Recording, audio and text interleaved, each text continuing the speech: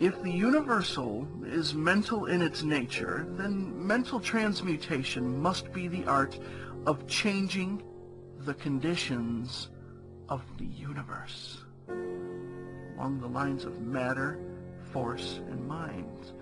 So you see, therefore, that mental transmutation is really the magic of which the ancient writers had so much to say in their mystical works, and about which they gave so few practical instructions.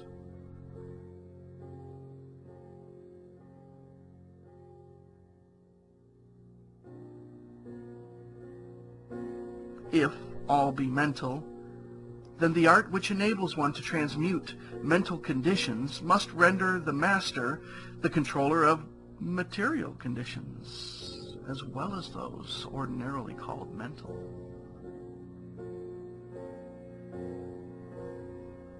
As a matter of fact, none but advanced mental alchemists have been able to attain the degree of power necessary to control the grosser physical conditions, such as the control of the elements of nature, the production or cessation of tempests, the production and cessation of earthquakes and other great physical phenomena. But that such men have existed and do exist today is a matter of earnest belief to all advanced occultists of all schools. That the masters exist and have these powers, the best teachers assure their students, having had experiences which justify them in such belief and statements. These masters do not make public exhibitions of their powers, but seek seclusion from the crowds of men in order to better work their way along the path of attainment. We mention their existence at this point merely to call your attention to the fact that their power is entirely mental and operates along the lines of the higher mental transmutation under the Hermetic principle of mentalism. The universe is mental, says the Kybalion.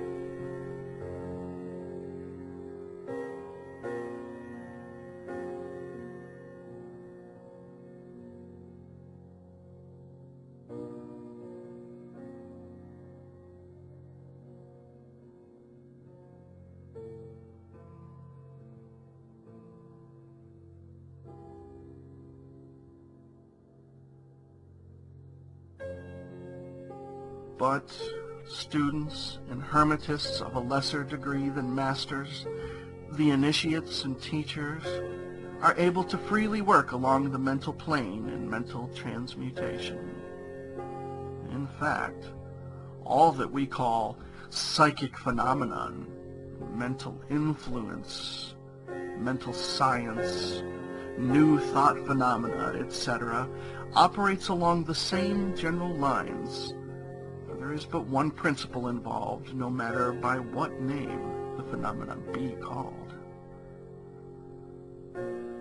The student and practitioner of mental transmutation works among the mental plane, transmuting mental conditions, states, etc., into others according to various formulas, more or less efficacious.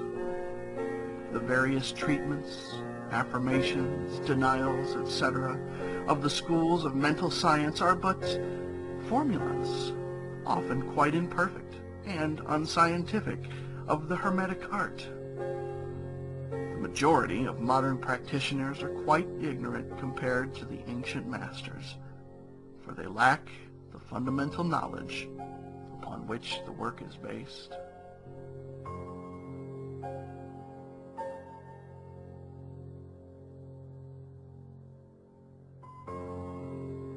Not only may the mental states, etc., of oneself be changed or transmuted by Hermetic methods, but also the states of others may be, and are, constantly transmuted in the same way, usually unconsciously, but often consciously by some understanding of the laws and principles, in cases where the people affected are not informed of the principles of self-protection. And more than this, as many students and practitioners of modern mental science know, every material condition depending upon the minds of other people may be changed or transmuted in accordance with the earnest desire, will, and treatments of the person desiring changed conditions of life.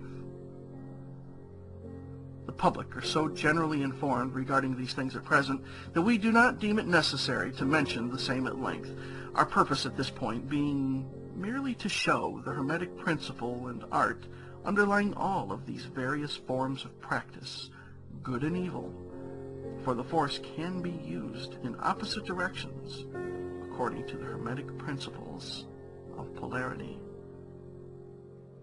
In this little book, we shall state the basic principles of mental transmutation that all who really grasp the Hermetic principles and thus possess the master key that will unlock the many doors of the principle of polarity.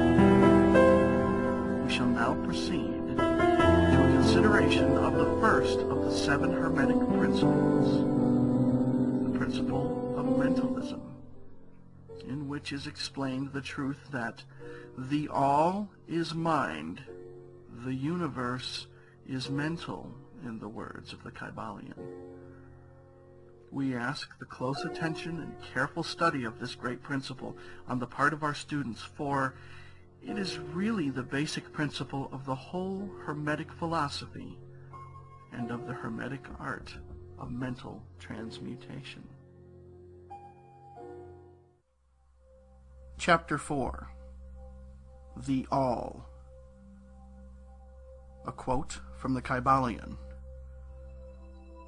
Under and back of the universe of time, space, and change is ever to be found the substantial reality, the fundamental truth. Substance means that which underlies all outward manifestations, the essence, the essential reality, the thing in itself, etc. Substantial means actually existing, being the essential element, being real, etc. Reality means the state of being real, true, enduring, valid, fixed, permanent, actual, etc.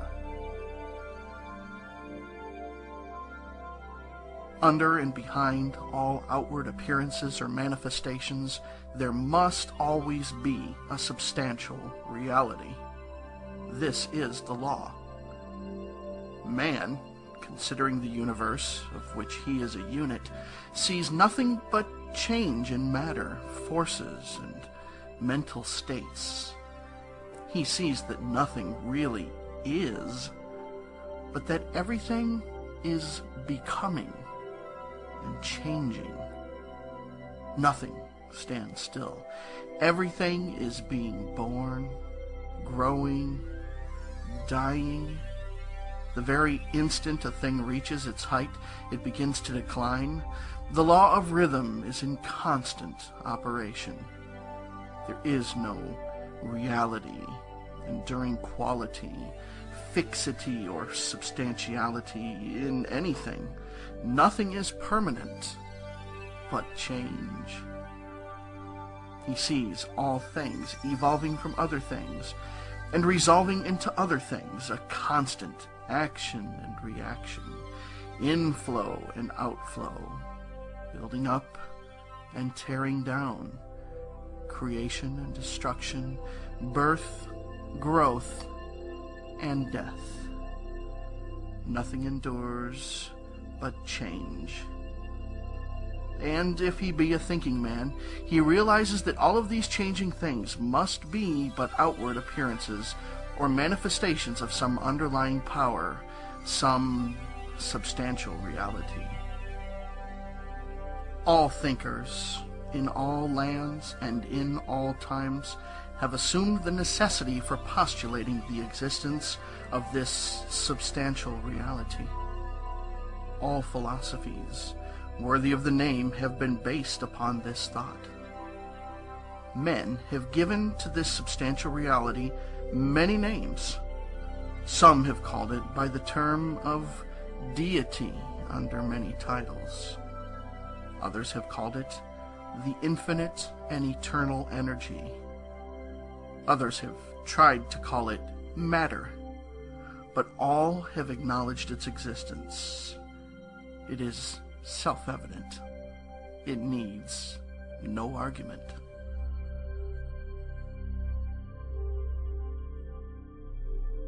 In these lessons, we have followed the example of some of the world's greatest thinkers, both ancient and modern, the Hermetic masters, and have called this underlying power, this substantial reality, by the Hermetic name of the All, which term we consider the most comprehensive of the many terms applied by man to that which transcends names and terms. We accept and teach the view of the great Hermetic thinkers of all times, as well as those illumined souls who have reached higher planes of being, both of whom assert that the inner nature of the All is unknowable. This must be so, for naught by the All itself can comprehend its own nature and being.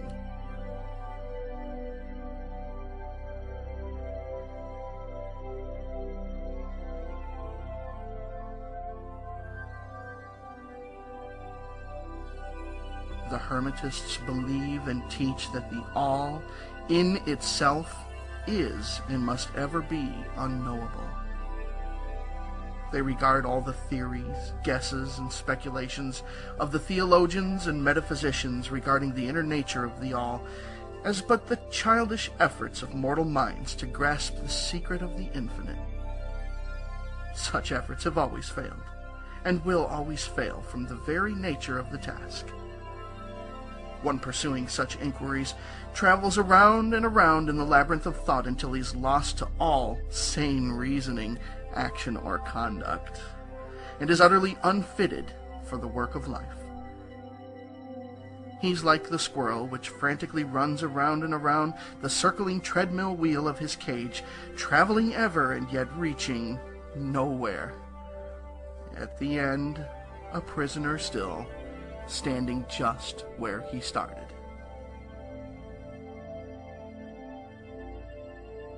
And still more presumptuous are those who attempt to ascribe to the All the personality, qualities, properties, characteristics, and attributes of themselves, ascribing to the All the human emotions, feelings, and characteristics, even down to the pettiest qualities of mankind, such as jealousy, susceptibility to flattery and praise, desire for offerings and worship, and all the other survivals from the days of the childhood of the race.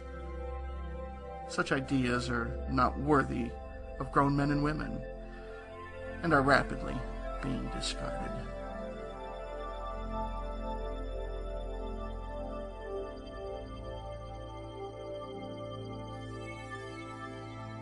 At this point, it may be proper for me to state that we make a distinction between religion and theology, between philosophy and metaphysics. Religion, to us, means that intuitional realization of the existence of the All and one's relationship to it, while theology means the attempts of men to ascribe personality, qualities, and characteristics to it, their theories regarding its affairs, will, desires, plans, and designs, and their assumption of the office of middlemen between the All and the people. Philosophy, to us, means the inquiry after knowledge of things knowable and thinkable, while metaphysics means the attempt to carry